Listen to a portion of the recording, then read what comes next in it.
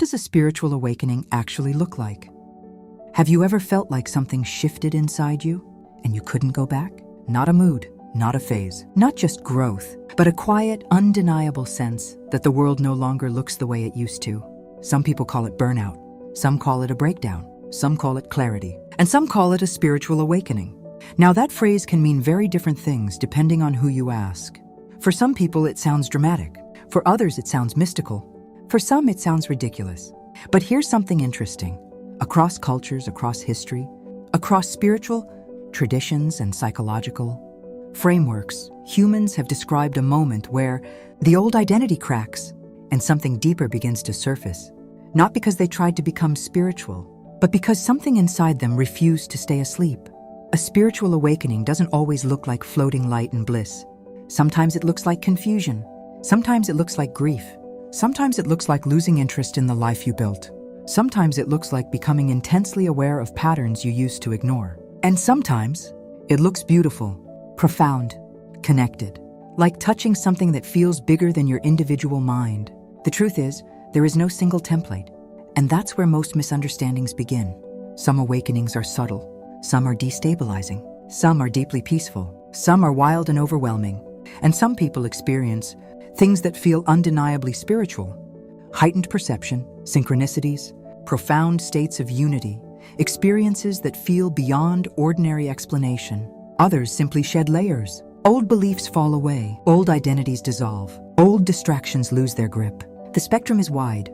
So today, instead of sensationalizing it, and instead of dismissing it, let's look at what a spiritual awakening actually tends to look like, psychologically, emotionally, spiritually, and why it happens at all. Not to convince you, not to define it for you, but to give language to something many people feel and don't always know how to describe. When the old self starts cracking. Most people think a spiritual awakening begins with light. It doesn't. It usually begins with discomfort, not because something is wrong, but because something is no longer sustainable. You start noticing things you used to tolerate. Conversations that once felt normal now feel draining. Habits that once felt automatic now feel empty. Beliefs you inherited from family, culture, religion, society suddenly don't sit the same way in your body. And it's subtle at first, a quiet dissonance. A sense that you're playing a role, that you've been living on autopilot. And once you notice that, you can't unnotice it. This stage doesn't always feel spiritual. It often feels confusing. You might question everything. Your relationships, your career, your identity, your sense of purpose. You might feel more sensitive than usual, more emotional, more reactive, more introspective. Things that never bothered you before suddenly do. And that can be destabilizing, because when the old structure starts cracking, there's a moment where nothing solid has formed yet. This is the part many traditions describe as a kind of dark night.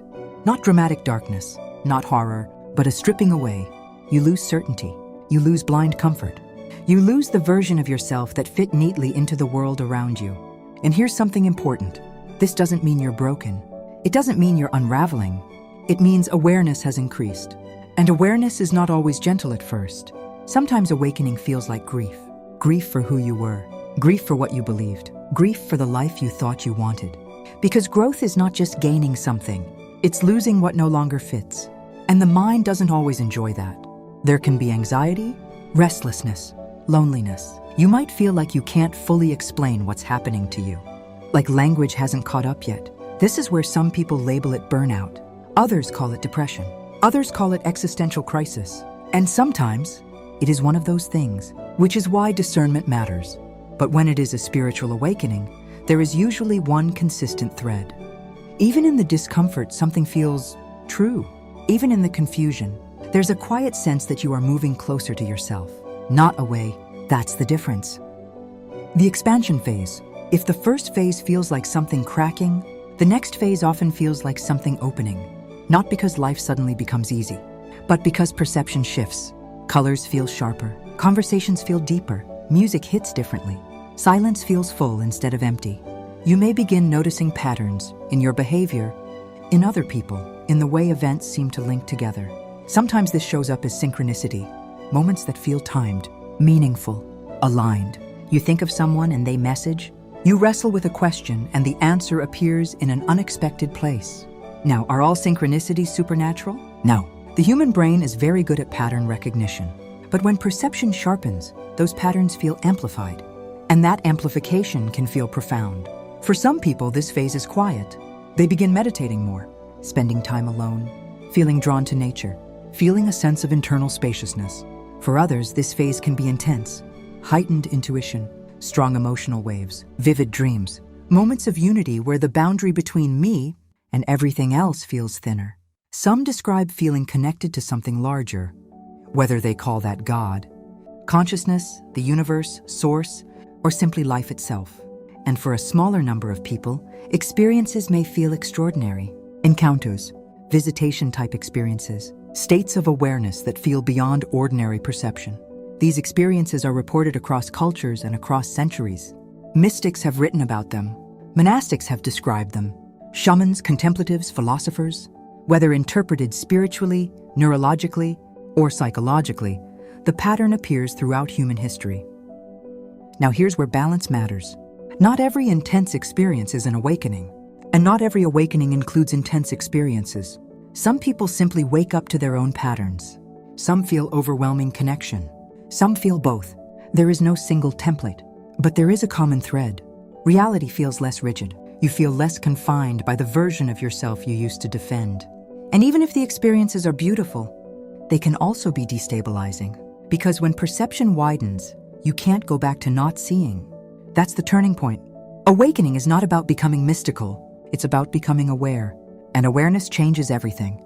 The integration phase. Here's the part no one glamorizes. The part that doesn't make it into quotes on social media. After the cracking, after the expansion, after the moments that feel bigger than language, you still have to live. You still have bills. You still have conversations. You still have a body. And this is where many awakenings stall. Because integration is quieter than revelation. It's less dramatic, but it's far more important. Integration is when the experience stops being an event and starts becoming character. You begin making different choices, not because you're trying to be spiritual, but because certain behaviors don't sit right anymore. You stop tolerating what drains you. You start noticing when you abandon yourself in conversation. You catch the old patterns sooner. You apologize differently. You love differently. You set boundaries differently. You might lose relationships, not in anger, but in clarity. You might outgrow environments, not in superiority, but in alignment. This is the phase where awakening becomes embodiment. And it can be lonely, because not everyone around you will understand the shift. Some people preferred the version of you who didn't question things.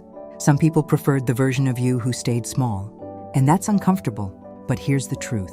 A spiritual awakening isn't about floating above life. It's about coming into it more fully, more honest, more aware, more responsible. It's not about escaping the world. It's about participating in it without losing yourself.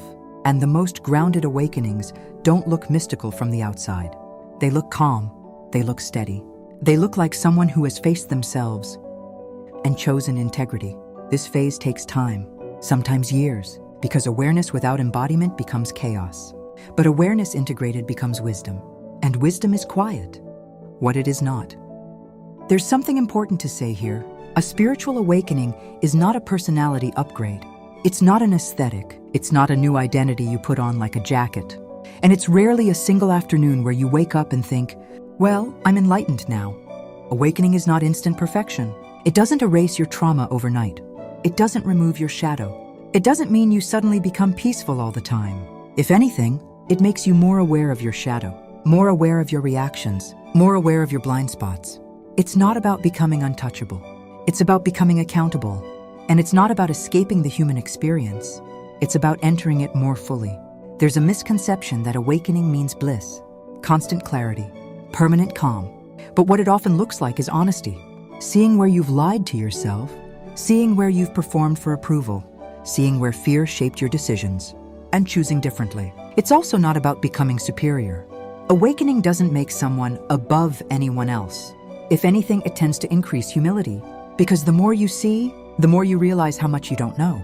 And it's not something that can be forced. You can't chase it like a trend. You can't copy someone else's path. It unfolds differently for everyone. Some people move through it gradually, layer by layer. Some experience intense periods of expansion. Some experience subtle internal shifts that no one else even notices. There is no competition. There is no hierarchy. There is no single blueprint. And perhaps most importantly, a spiritual awakening is not the end of growth. It's the beginning of responsibility. Because once you see, you can't unsee. And once you know, you can't unknow. And that changes how you live. The weave, when you look at it as a whole, a spiritual awakening isn't really about visions. It isn't really about labels. It isn't about becoming something mystical. It's about becoming more honest. It's about the moment you realize you can no longer live unconsciously. It's about the discomfort of shedding what no longer fits, the expansion of seeing differently, the responsibility of living differently, and the humility of knowing that growth never really ends. For some, it's subtle. For others, it's profound. For some, it's quiet layers falling away. For others, it includes experiences that feel deeply spiritual, deeply connective, deeply transformative. There is no single blueprint. There is no universal script. But there is a pattern. Awakening asks you to wake up to yourself, not to escape the world, not to float above it, but to live in it. More aware, more aligned, more awake. And maybe the real question isn't, have I had a spiritual awakening? Maybe the better question is, where am I no longer willing to sleep? Where am I being invited to grow? Where am I shedding a layer I've outgrown? Only you can answer that. So I'll leave you with this. What did your awakening look like? Was it quiet? Was it intense? Was it gradual? Or are you in the middle of one right now and don't even have language for it yet? Tell me in the comments. Your experience might be the thing someone else needed to read. Take what resonates. Leave the rest. As always, this has been Valkyrie. Thanks for stopping by. Until next time, be kind to yourself and others. Lanterns up, people.